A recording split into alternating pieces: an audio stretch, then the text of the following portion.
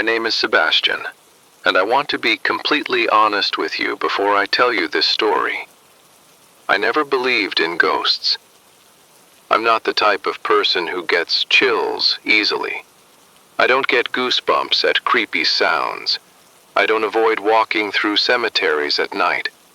And up until the night I'm about to describe, if you'd told me you saw a spirit standing in a hallway, I probably would have laughed. Some of my close friends back in college were the opposite. A couple of them were what people call indigo, genuinely able to sense and see things the rest of us couldn't. I always found that a little funny, honestly. I respected it, but I never thought it applied to me. That belief lasted exactly until one night on my college campus in Boston, walking down an empty hallway with a box of water bottles on my shoulder. This is the story of the first time I ever saw something that shouldn't exist. And it's also the story of a classroom that, as it turns out, half my friends had already been warned to stay away from. A classroom I walked directly past without knowing a single thing about it. I want to set the scene properly, because the where matters just as much as the what in this story. My university had a reputation. Not an official one, nothing printed in any brochure, but every student who spent more than a semester there eventually heard the same rumors passed down from older classmates. This campus had history, and not all of that history was good. Old buildings, decades of students passing through, and, depending on who you asked, a fairly long list of stories about things people had seen in certain hallways, certain stairwells, certain rooms that everyone silently agreed to avoid after dark if they could help it. I always brushed those stories off as campus folklore, the kind of thing seniors tell freshmen to make them jump at their own reflection. I never once thought I'd end up becoming one of the stories myself. The night this happened, I was helping run a student mentorship event, the kind of overnight campus program where senior students guide the incoming freshman class through team exercises, debates, and bonding activities late into the night. I was on the first aid team, which meant my job was to walk the grounds, check in on every group, and make sure nobody was overheating, dehydrated, or hurt. The main activities were happening outside, in an open field beside an older, disused part of campus, where we'd set up 5 separate activity stations, each staffed with a few mentors and a rotating group of freshmen. Almost everyone, close to 30 people total, was out there in the open field, which meant the actual campus buildings, the classrooms, the hallways, all of it, sat completely empty that night. No lectures, no lights on except the ones left running for security. Nobody inside at all. That's the detail you need to hold on to for the rest of this story. On the night this happened, there was no reason for a single living soul to be anywhere inside those buildings. At some point that night, one of my friends radioed me. His team had been going hard in a debate exercise with the freshmen, arguing back and forth so intensely they'd worn themselves out, and now they needed more water. Supplying logistics was part of my job that night, so I volunteered to go grab it myself. Our supply room was located inside the main academic building, a large, square structure, 3 floors tall, with the water and snacks stored in a room on the ground floor, tucked into the western wing.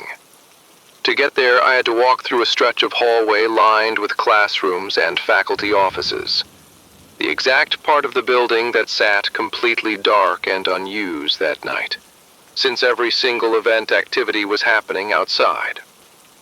I remember the walk there distinctly, because almost immediately, I felt like I was being watched.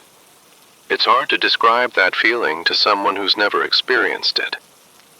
It wasn't paranoia, exactly. It was more specific than that. It felt like the sensation you get when you're sure someone's staring at the back of your head in a crowded room. Except there was no crowd. There was no one. just me, in a completely silent hallway, feeling watched from somewhere above me. I glanced up, just briefly, toward the upper floor of the building. Nothing there. Just dark windows and empty corridors. I told myself I was being ridiculous. I've never believed in this stuff, I reminded myself, and I wasn't about to start now over an empty hallway and an overactive imagination. I kept walking, reached the supply room door, and pushed it open. Inside, everything was completely normal. Bright lights, shelves stocked with snacks and drink boxes. Nothing remotely unsettling about it. I spent a few minutes rearranging boxes to free up a full case of bottled water, hoisted it onto my shoulder, and headed back out. And the second I stepped back into that hallway, the feeling returned immediately. Stronger this time. Like whatever had been watching me from above had simply been waiting for me to come back out. I kept walking, telling myself the same thing over and over. Just get back outside. Just get back to the field. Everyone's waiting on this water. I didn't look up again. I didn't want to give whatever feeling I was having any more attention than it already had. Then I heard knocking. Tock, tock, tock. Slow, deliberate, coming from one of the classroom doors along the hallway I was walking past. I want to be clear. This wasn't a loud bang, wasn't someone slamming on a door in panic. It was almost polite in its rhythm, evenly spaced, like someone tapping their nails against wood, patiently, again and again, as if they had all the time in the world and weren't in any hurry to be noticed. I kept walking. I told myself it was a loose window, a pipe settling, anything with a rational explanation. I counted my steps without meaning to. 30, maybe 40 strides, trying to put distance between myself and that sound. But the knocking didn't stop. If anything, it seemed to sink itself to my footsteps, like it wanted me to notice the rhythm. And that's when curiosity did something stupid to me. Despite every instinct telling me to keep my eyes forward, I turned my head and looked up at the door the sound was coming from. There was a woman in a long white gown, leaning her arm against the door frame, tapping her fingernails against the wood. Talk, talk, talk. Exactly in time with what I'd been hearing. She had no head. I don't know how else to describe what happened in my brain in that moment, except to say that it simply refused to process the information correctly. Instead of running, instead of doing literally anything a reasonable person should do, I just kept looking. I didn't drop the box of water. I didn't speed up. I didn't slow down. I just walked, slowly, at the exact same pace, staring directly at her while she continued tapping that door, completely unbothered by the fact that I could clearly see her. It felt like it lasted much longer than it probably did. At some point, something in me finally snapped back into focus. I think it was the weight of the water box starting to genuinely hurt my shoulder, and I forced my eyes forward, picked up my pace into something close to a jog, and didn't look back again until I was almost at the field. When I finally allowed myself one glance over my shoulder, right before stepping back outside, the hallway behind me was empty. No woman, no knocking, just silence. I delivered the water like nothing had happened, my hand still slightly shaking, and I didn't say a word about it for the rest of the night. It wasn't until much later, after the event had wrapped up and a group of us were unwinding, decompressing from the exhausting few days, that I finally told my friends what I'd seen. I expected laughter, mockery even. Instead, the table went quiet, and one of my indigo friends, one of the ones who could actually see and sense these things regularly, looked at me with an expression I hadn't expected. Not surprise, recognition. "Which classroom was it?" she asked.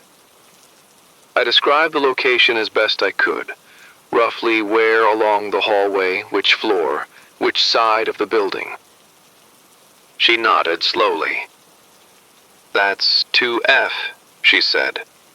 "You need to stay away from that hallway, Sebastian. That room is full of them. There's more than one presence attached to that classroom." "But the woman in the white gown? The one without a head?" "She's the one who's always there. Always waiting by that door." I asked her, half joking, half terrified, why a headless woman would be standing by a random classroom door, tapping her nails against the wood like she was waiting for someone to answer. She told me something I still think about. According to what she'd sensed, and she'd apparently sensed it more than once on more than one visit near that hallway, the presence in 2F wasn't random. It felt, to her, less like a wandering spirit and more like something rooted there, attached to that specific room the way a resident is attached to their own home. Something that had claimed that space long before any of us were students there, and had no interest in leaving it, ever. She never told me exactly why the woman had no head, and honestly, I never asked. Some questions, once you start asking them, you can't take back. I decided that was one mystery I could live without solving. Here's the part of the story that has genuinely stuck with me the longest, more than the encounter itself. I don't have the sensitivity my friends have. I never saw anything before that night, and, as far as I know, I haven't seen anything since. Which raises the question I still can't answer. Why me? Why that specific night, in that specific hallway, walking past that specific door? Did something that apparently doesn't reveal itself easily choose to reveal itself to someone who, by every account, shouldn't have been able to perceive it at all? My indigo friend had a theory, and I'll be honest, it unsettled me more than the sighting itself did.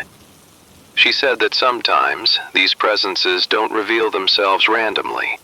Sometimes they choose their moment, specifically when the building is empty, when there's no crowd of witnesses, when there's exactly one isolated person walking through their space, alone, with nowhere else nearby to run to.